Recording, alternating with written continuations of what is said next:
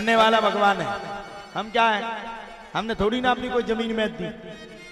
करने वाला भगवान है, हमने थोड़ी ना अपना घर बार बेच दिया। करने वाला भगवान है, हम तो मात्र निमित्त हैं। इसलिए हम कहते हैं आप भी अपने धन को सार्थक बनाइए। कल यहां पर जो भूमि पूजन हुआ, राधा पाठशाला, राधा हॉस्टल, ये जो भूमि पूजन हमने किया इस काम के लिए किया कि वो जो बेटियां हैं वो गरीब हैं। आज आप देखिए भारत की स्थिति, चले जाइए आप बुंदेलखंड की स्थिति साहब, बुंदेलखंड में 90% व्यक्ति गरीब है। यहां क्या है? करने के लिए किसानी है, किसानी में भी ठिकाना नहीं है। ओरे गिर गए या बारिश हो गई या बारिश नहीं हुई तो किसानी ठप पे कहां जाएगा आदमी। कोई यहाँ पे फैक्ट्री तो लगी नहीं है, कोई बड़े बड़े यहाँ पर उद्योग तो लगे नहीं है, वाहन विभाग तो है नहीं है, सिर्फ हाथ से करने का फल है। और मैंने इसी सब चीजों को, भैया हमने भी बहुत गरीबी की स्थिति को देखा, हमने भी बहुत गरीबी का समय देखा। हम आप लोगों को कथा के बीच में बताने लगते हैं, हमारे गांव वाले हैं, ठीक है, भरण पोषण था वो तो ठीक है, लेकिन हमने अपनी जिंदगी में कोई स्वच्छावृत्ति नहीं कर पाए। हमने भी गरीबी के दिन वो टूके की तरह निकाले। बड़े आदमियों के बच्चे, बड़े आदमियों के बच्चे सीबीएसई स्कूलों में पढ़ते थे और हम लोग सरकारी स्कूल में पढ़ने के लिए जाते थे। बात सरकारी प्राइवेट की नहीं, उच्च शिक्षा नहीं मिलती थी। तो हमारे मन में लगा रहता था कि अगर भगवान ने हमें अगर कभी संभाल पाया तो हम किसी का कुछ कर पाए या ना कर पाए, अमीर का घर बसा पाए या ना बसा पाए। अमीर का घर तो बसा है, उसको क्या बसाना है, लेकिन एक दिन हम ये जरूर करेंगे कि गरीब बेटियों का घर जरूर बसा करके देंगे, उनके लिए हम अच्छी व्यवस्था करेंगे, अच्छी सुरक्षा करेंगे, अच्छा कोई स्कूल खोल करके देंगे। इस क्षेत्र में जितनी बहनें हैं, रक्षाबंधन का त्योहार आने वाला है, शायद परसों 15 अगस्त है। 15 अगस्त को एक कथा यहां पर विश्राम दिवस की ओर जाएगी।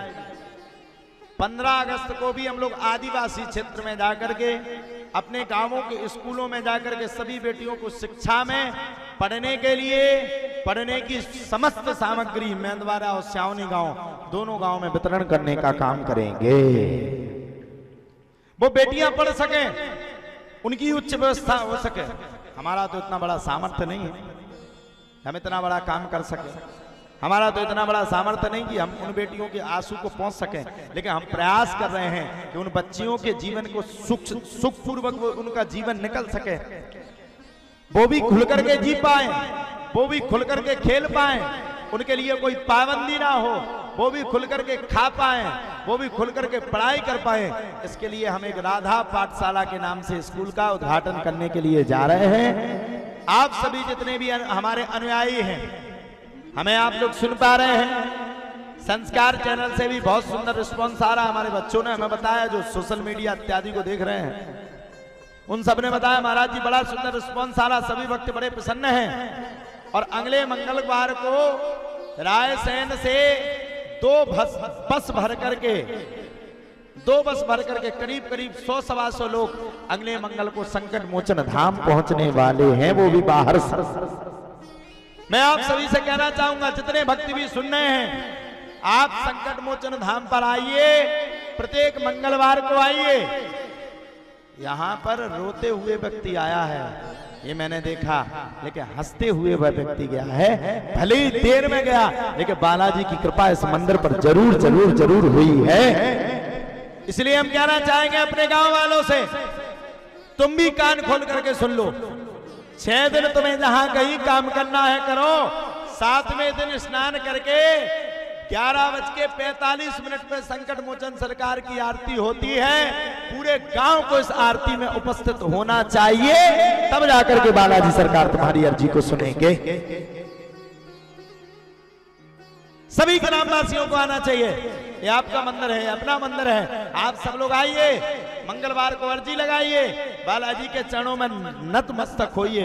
मेरी गारंटी है, इस क्षेत्र की गरीबी बालाजी सरकार एक पल में दूर कर देंगे, इसमें कोई दोहराई नहीं है। और मैं बाहर ये टीवी चैनल के माध्यम से, आज सोशल मीडिया के माध्यम से, आज मंगलवार है,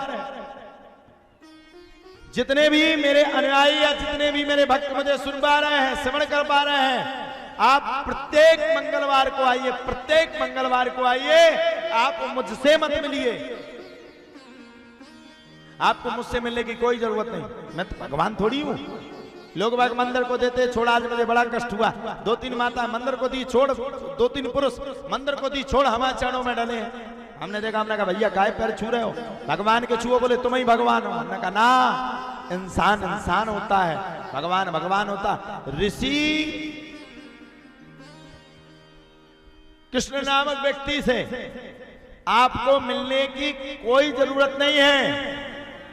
ऋषि नाम के व्यक्ति से किसी से आप मत मिलिए, आप तो डायरेक्ट जाइए वहां पर, अपने हाथ पैर को धुलिए, धुल करके बजरंग बली के सामने बैठ जाइए। वो लाल कलर का सिंदूर लगा करके बैठा होगा, और जा करके अपने दिल को लगा करके उससे कहिए, आज से तू मेरा और मैं तेरा, अब ना मैं तुझे छोड़ूंगा और ना अपने आप को तुझसे छोड़ने दूंगा। ये कहिए, आपका कल्याण हो जाइए।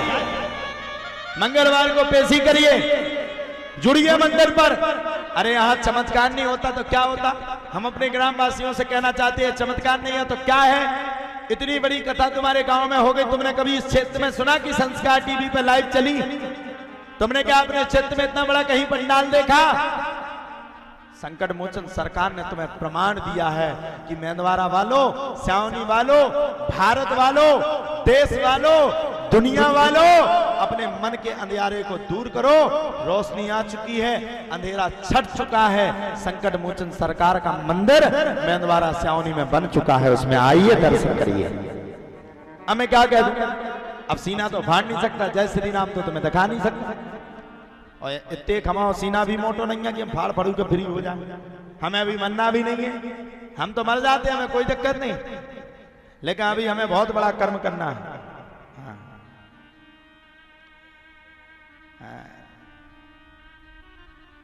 हमें बहुत बड़ा अभी कर्म करना है। अभी क्या कर्म करना है? अभी हमें सबसे पहले